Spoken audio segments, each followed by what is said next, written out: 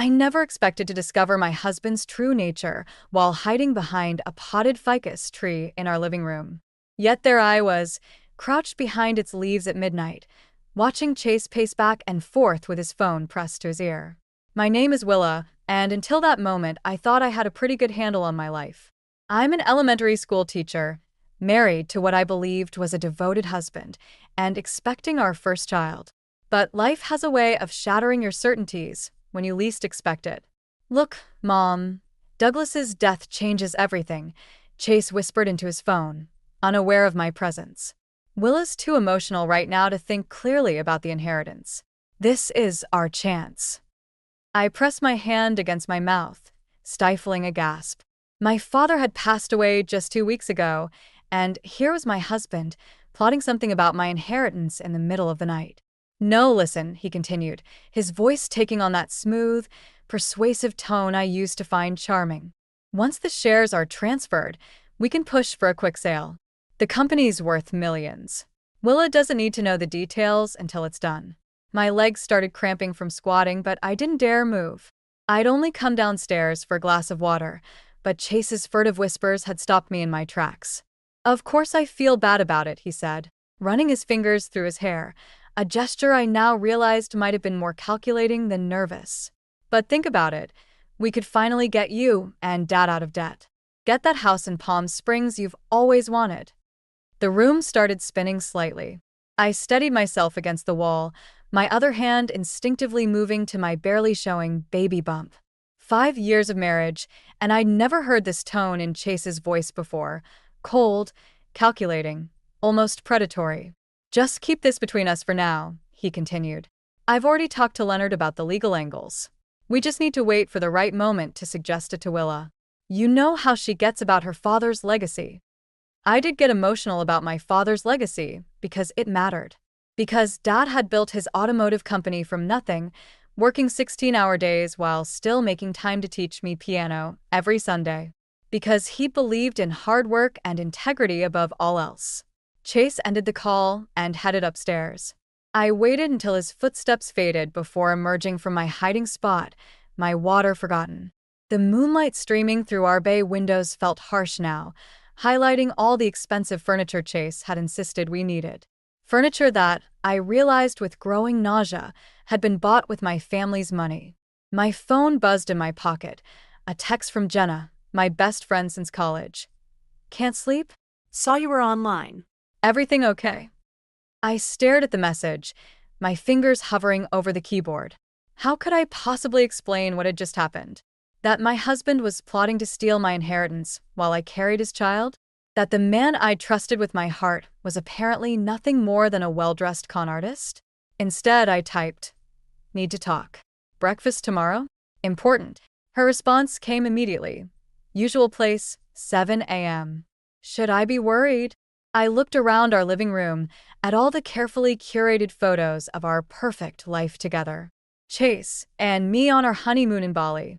At our wedding, where he'd charmed everyone with his tearful vows.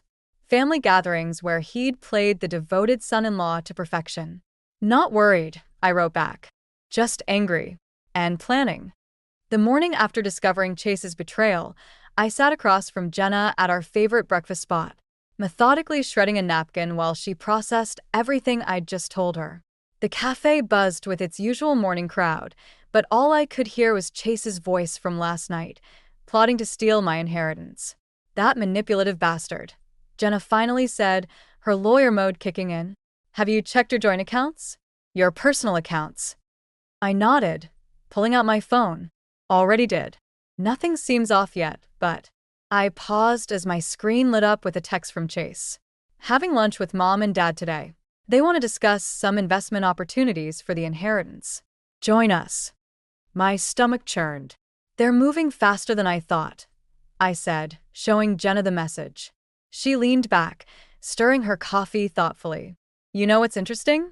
Chase's law firm specializes in corporate acquisitions. I looked them up after you called. What are you saying? I'm saying this might be bigger than just Chase and his parents. Have you noticed anyone unusual hanging around your father's company lately? Before I could answer, the cafe door chimed. My mother-in-law Maureen's voice carried across the room, making me freeze mid-sentence. Willa, what a surprise. Jenna's eyes widened slightly, but I managed to smile as Maureen approached our table, designer purse swinging. She'd clearly just had her hair done. Probably on Chase's credit card, I realized bitterly. Just grabbing breakfast with Jenna, I said, trying to keep my voice steady. How are you? Oh, wonderful. And you're looking so pregnant and glowy, Maureen gushed, patting my stomach without asking. Chase told me you might join us for lunch today. We have such exciting ideas to discuss. I felt Jenna's foot press against mine under the table, a silent reminder to stay calm. Actually, I have a doctor's appointment. I lied smoothly. Routine checkup. But surely you can reschedule? This is about your future, your baby's future. Maureen's smile remained fixed, but her eyes hardened slightly. The baby's future is exactly why I can't miss it, I replied, gathering my things. Maybe next time. As we left the cafe, Jenna grabbed my arm. Okay, that was not a coincidence. She was checking up on you. Chase must have tracked my location through our shared account, I realized. I need to change my settings. You need to do more than that, Jenna said firmly. You need to protect yourself legally before they can make any moves on the company shares. My phone buzzed again, another text from Chase. Mom said she saw you at breakfast. Everything okay? You seem distant lately. I stared at the message, remembering how Chase used to send me random texts throughout the day just to make me smile. Now each word felt calculated, part of some elaborate performance. I don't know how to keep pretending everything's normal, I admitted to Jenna. Every time he touches me or asks about the baby, I feel sick. Then don't pretend, Jenna said. Use it. Let him think you're struggling with grief over your dad. It'll buy us time to figure out exactly what they're planning. As if on cue, my phone lit up with a call from my mother, Lorraine. Honey, are you sitting down? I just got some interesting information about Chase's firm that you need to hear. I put the phone on speaker, meeting Jenna's concerned gaze. My mother's voice was tight with controlled anger as she continued. Remember that merger Dad was fighting against before he died? Guess which law firm is representing the buyers? The pieces suddenly clicked into place. This wasn't just about inheritance. This was about my father's entire legacy. And my husband had been working against him the whole time. I have to go, I told them both. I need to get home before Chase realizes something's wrong. But first, I'm stopping by the bank. What are you going to do? Jenna asked. I thought about Chase's smooth lies, Maureen's calculating eyes, and my father's dreams for his company. I'm going to protect what's mine, I said. And then I'm going to make them regret ever underestimating me. After a week of playing detective in my own home, I finally found what I was looking for in Chase's home office. My hands trembled as I held the documents, merger proposals, confidential emails, and draft agreements, all dated months before my father's death. The corporate logo at the top of each page felt like a slap in the face. Bennett and Associates. The firm where my husband had worked for the past 3 years. The office door creaked behind me. I whirled around to find Chase standing there, his expression unreadable. Looking for something specific? He asked, voice eerily calm. I held up the papers. How long were you planning this? Before or after Dad got sick? It's not what you think, Willa. He stepped into the room, closing the door behind him. The merger would save the company. Your father was too stubborn to see it. Too stubborn. My voice cracked. He built that company from nothing. He trusted you. And I'm trying to protect his legacy. Chase moved closer, reaching for my hand. I stepped back, bumping into his desk. The market's changing. Without this merger, the company won't survive another 5 years. Don't. I pressed my hand against my stomach, feeling our baby kick. Don't pretend this is about protecting anything except your commission. His face hardened. You're emotional. The pregnancy hormones. Don't you dare. The rage I'd been suppressing burst free. I found the transfer documents, Chase. Already filled out, just waiting for my signature. Were you going to forge that too? Something flickered in his eyes. Not guilt, but annoyance at being caught. Your father's death changed everything. We had to move quickly. We. I laughed bitterly. You mean you and your parents? How much are they getting from this deal? The sound of the front door opening interrupted us. Chase? Willa? Maureen's voice floated up the stairs. We brought lunch. Chase grabbed my arm. Don't make a scene. Not now. Think about the baby. I yanked away from him. That's exactly what I'm thinking about. There you are. Maureen appeared in the doorway, Leonard behind her. Her smile faltered when she saw the papers in my hand. Oh, Are those the merger documents? Wonderful. We can discuss everything over lunch. Actually, I said, straightening my spine, I just got off the phone with the board members. A lie, but worth it to see Chase's face pale. Interesting how none of them knew about these negotiations. Leonard stepped forward, all smooth charm. Now, Willa, business decisions can be complicated. Like the decision to hide your firm's involvement from my father while he was dying? I watched their practiced smiles crack. Or the decision to use my pregnancy as cover while you rush through this deal? You're making a mistake, Chase said quietly. This merger is happening, with or without your cooperation. I thought about my father, working late nights, teaching me that integrity mattered more than quick profits. About my mother's warning, and Jenna's legal advice. You're right about one thing, I said, pulling out my phone. Something is happening today. I pressed play on the recording app that had been running since I entered the office. Chase's earlier words filled the room. The market's changing. Without this merger. You recorded me? Chase's charm vanished completely. That's illegal. Actually, I said, in this state, it's perfectly legal to record conversations you're part of. But insider trading and attempted fraud? Those are definitely illegal.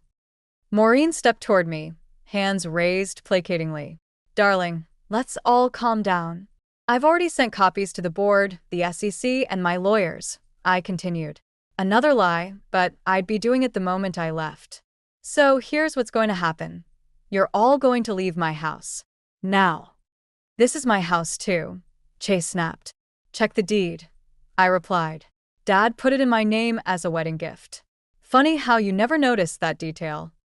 I walked past them, head high despite my shaking hands. At the doorway, I turned back. Oh, and Chase? I'd start looking for a good lawyer. One that doesn't work for your father. Their protests followed me down the stairs, but I didn't stop. My phone was already in my hand, texting Jenna. It's worse than we thought. Meet me at your office. Bringing evidence. The emergency room's fluorescent lights made everything look harsh and unreal. I sat on the examination table, my mother clutching my hand while the doctor checked my blood pressure for the third time. Still too high, she said, frowning. How long have you been experiencing these headaches? Just the past few days, I lied. My mother's grip tightened. She knew better. The headaches had started right after I confronted Chase. My phone buzzed again, the 20th message from Chase since I'd left the house. I ignored it, just like all the others. The doctor cleared her throat. Mrs. Bennett. Harper. I corrected automatically. I'm going back to Harper. MS. Harper, then. Your blood pressure is concerning, especially at 24 weeks. I'm recommending bed rest for at least a week. A week.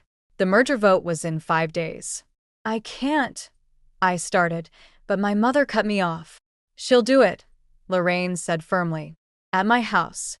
My phone lit up with a new message, this time from Leonard. Think about what you're doing to this family. Chase is devastated. Let's talk about this like adults. The doctor left to prepare discharge papers, and my mother finally spoke. Why didn't you tell me it was getting this bad? Because saying it out loud makes it real. I pressed my hands against my belly, feeling my daughter move. Did you know Chase was working with Carlton Industries even before Dad got sick? They were planning this takeover for months. That's why you need to step back, she said. Let Jenna and the lawyers handle it. Focus on my granddaughter. A knock at the door made us both jump. Chase stood there, still in his suit from work, looking appropriately concerned. The perfect worried husband. Thank God, he said, stepping forward. When the hospital called, get out. My mother's voice could have frozen hell. I have a right to be here. That's my child.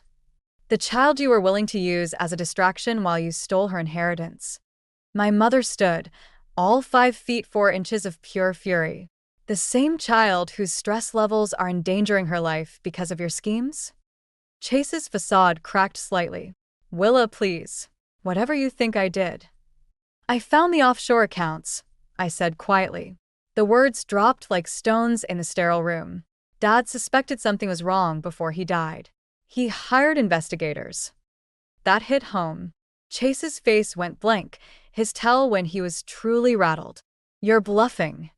I pulled out my phone, pulled up the email I'd received that morning from Dad's lawyer. Want to see the transfers? The meetings with Carlton's CEO?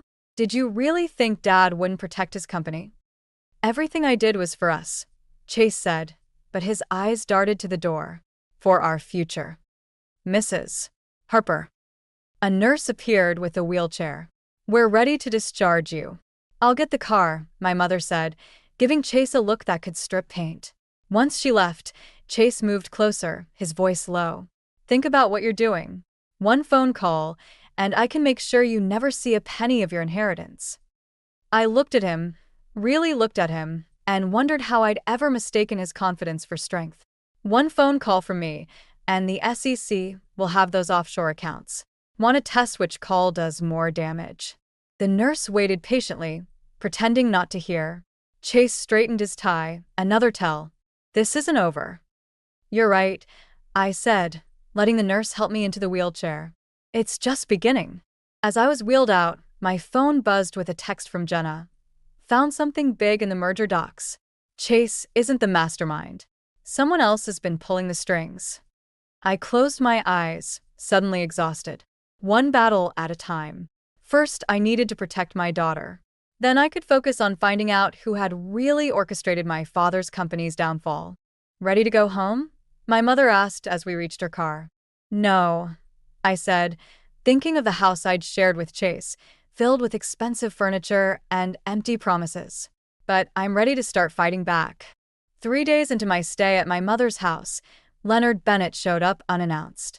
I watched from the upstairs window as he charmed his way past the housekeeper, briefcase in hand, wearing the same expensive smile he'd used to convince my father to hire Chase 5 years ago. You don't have to see him, my mother said from behind me. Actually, I do. I smoothed my shirt over my growing belly, but not alone. 10 minutes later, Leonard sat across from me in my mother's study, with Jenna beside me and my mother standing by the fireplace like a sentinel. This situation has gotten out of hand, Leonard began, opening his briefcase. I have a proposal that could benefit everyone. Like the proposal to sell my father's company behind my back? I kept my voice steady, remembering Jenna's coaching. Leonard pulled out a document. Carlton Industries is offering to keep the current management team. Your father's legacy would remain intact, while Chase gets his commission and you clear gambling debts. The words hit their mark. Leonard's smile flickered. Did you really think Dad's investigators wouldn't find those too? Now see here. Leonard started to rise, but my mother's voice cut through the room. Sit down, Leonard. You're not dealing with some naive socialite anymore. He sat, adjusting his tie. Chase loves you, Willa. This pregnancy, the stress, you're not thinking clearly. Actually, Jenna interjected, sliding a folder across the table. She's thinking very clearly. These are cease and desist orders for you, Chase and Maureen. Any further attempts to contact Willa will result in harassment charges. Leonard's facade cracked. You ungrateful. A knock at the door interrupted him. The housekeeper entered, looking uncomfortable. I'm sorry, but Mrs. Bennett is here. She's quite insistent. Before anyone could respond, Maureen burst in. Mascara streaked down her face. How could you do this to Chase?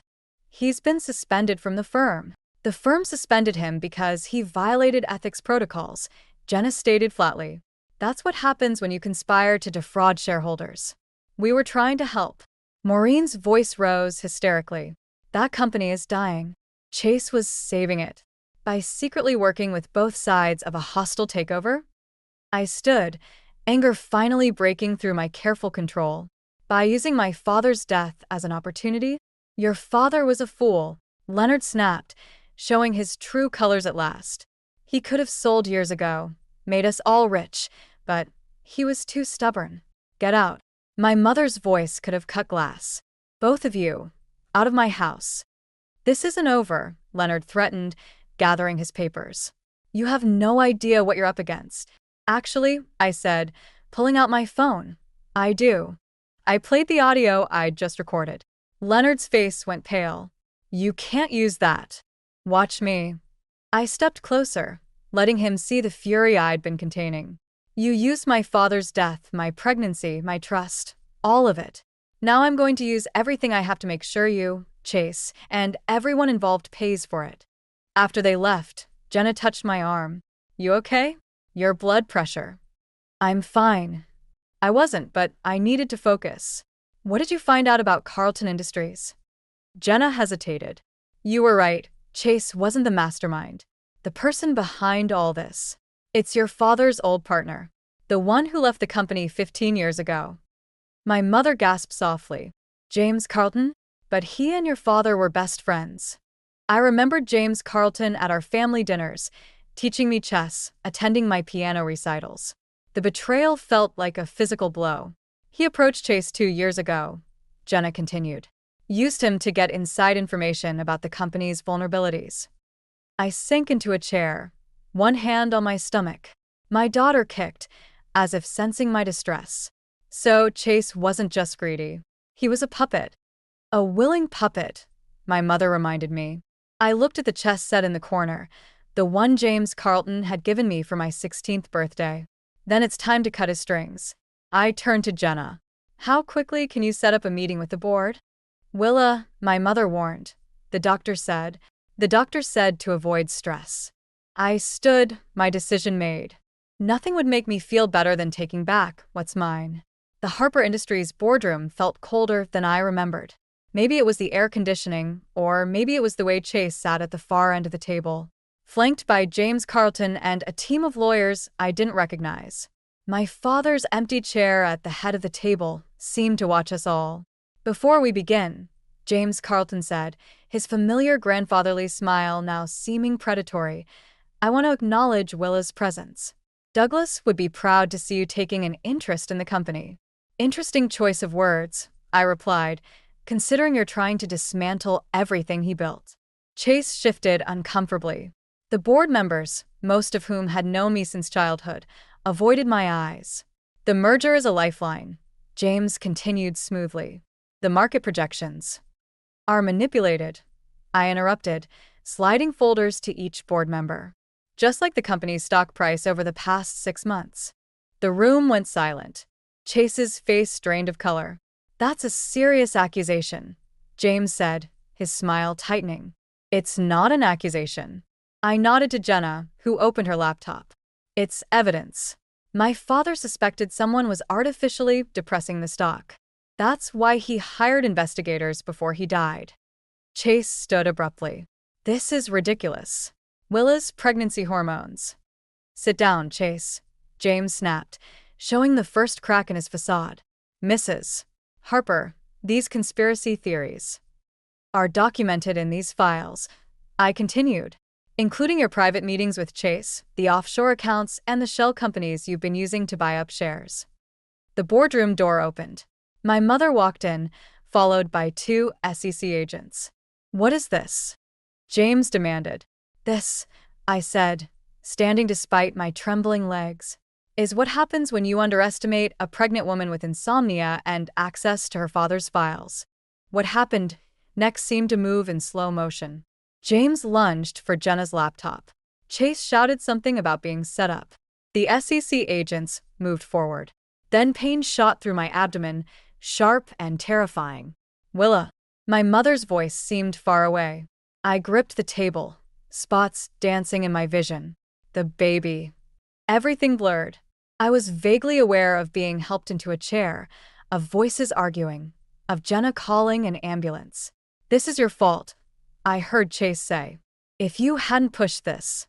My fault. The pain made my voice shake, but the anger gave it strength. You betrayed everything. Our marriage, my father's trust, our daughter's future. I did it for us. Chase's mask finally cracked completely. James promised me partnership, control of the merged company. We could have had everything. Everything except integrity.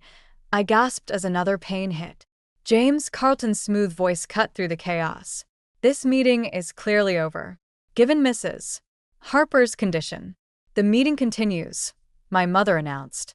The SEC has what they need, and Willa has signed proxy powers to me in case of emergency.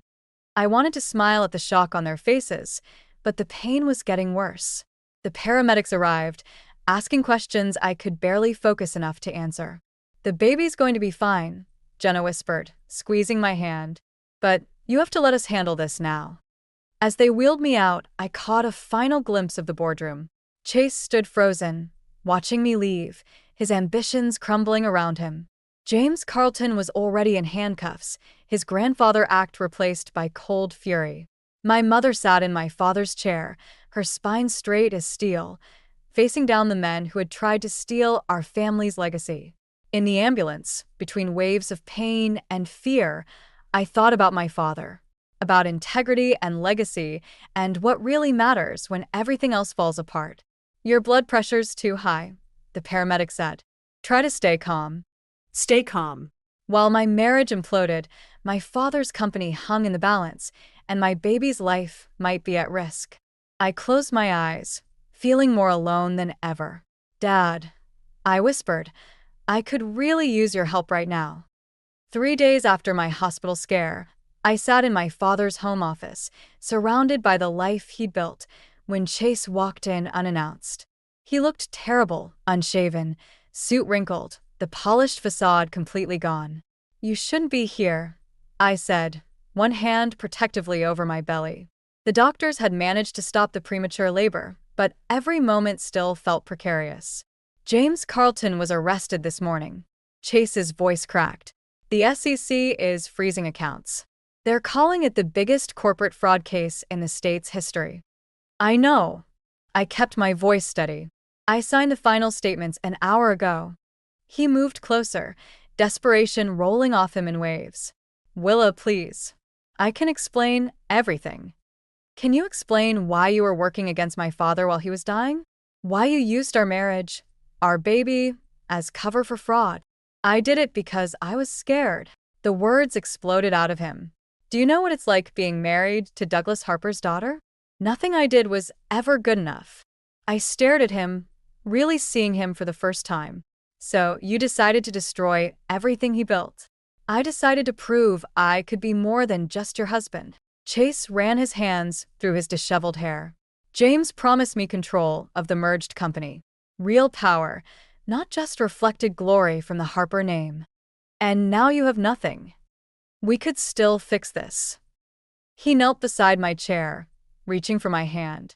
I pulled away. The prosecutors are offering a deal. If I testify against James. Stop. I opened my father's desk drawer and pulled out an envelope. I found this in Dad's safe. It's dated 2 days before he died. Chase went very still as I unfolded the letter. Dear Willa, I read aloud. If you're reading this, then my suspicions about Chase and James were correct.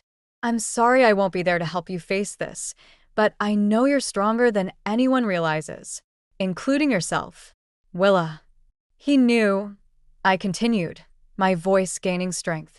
He knew what you were doing, but he wanted me to discover the truth on my own, to learn to trust my instincts. Your father was a stubborn old man who built something real. I cut him off. While you and James were plotting to steal it, he was teaching me how to protect it. Chase stood, his facade cracking completely. So that's it? Everything we had means nothing. It meant everything to me. I placed my father's letter back in the drawer. That's why your betrayal worked so well.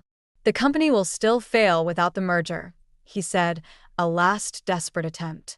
You're throwing away your inheritance out of spite. I smiled for the first time. Actually, while you were busy with your schemes, I was talking to our European partners. They're investing in a complete modernization of our production lines. The board approved it this morning. The color drained from his face. But James said they weren't interested. James lied, just like you did. I stood carefully, one hand on the desk for support.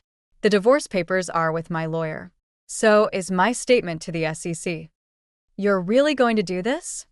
His voice turned cold. Destroy me? The father of your child. No, Chase. You destroyed yourself. I walked to the door, then turned back. My father left you a message too. It's in the envelope. I waited while he opened it with trembling hands and read the single line. I gave you a chance to choose integrity. You chose greed. Chase crumpled the paper, his carefully constructed world collapsing around him. Willa, wait. Goodbye, Chase. I stepped into the hallway where Jenna and my mother waited. The SEC agents are in the living room. They'll want to talk to you about those offshore accounts. As we left, I heard Chase calling my name, his voice echoing through the house where I'd grown up, where I'd fallen in love, where I'd finally learned to stand on my own. Are you okay? My mother asked softly. I touched my stomach, feeling my daughter kick, strong and determined, just like her grandfather. I will be. We both will be. 6 months later, I stood in my father's office, now my office, holding my newborn daughter while watching Harper Industries' stock price climb on the digital display. The European partnership had exceeded everyone's expectations, and the company was stronger than ever. A knock at the door interrupted my thoughts. The board meeting starts in 10 minutes, Jenna said, then smiled at the baby. How's little Douglas doing? She prefers Dougie. I corrected, adjusting my daughter's position. And she's helping me review quarterly reports. The newspaper on my desk caught my eye, a small headline about Chase's sentencing. 3 years, reduced from 5 for his testimony against James Carlton. His parents had fled to Florida, leaving behind a wake of unpaid debts and broken relationships. Have you read his letter? Jenna asked, noticing me looking at the paper. I nodded toward the unopened envelope on my desk. Chase's handwriting, once so familiar, now looked like a stranger's. Some things are better left unsaid. My mother appeared in the doorway, impeccably dressed for her role as interim CEO. Ready? The modernization proposal needs your final approval. As I gathered my things, a photo fell from my father's old diary, Dad and me at my first piano recital, both of us beaming. Behind it, in his handwriting, success isn't about winning, Willa. It's about knowing what's worth fighting for. He would be proud, my mother said softly, not just of saving the company, but of how you did it. Without revenge, I added, understanding finally hitting me. That's what he wanted me to learn. Anyone can destroy things. Building something better, that's the real victory. The boardroom looked different now. New faces mixed with old, the company evolving while keeping its core values. As I took my seat, Dougie sleeping peacefully in her carrier beside me, I thought about cycles of betrayal and redemption, of endings and beginnings. Before we start, I said, addressing the board, I want to announce a new initiative. We're establishing the Douglas Harper Foundation for Ethics in Business. Full scholarships for students who demonstrate integrity and innovation. I saw approval in the older board members' eyes, understanding in the new ones.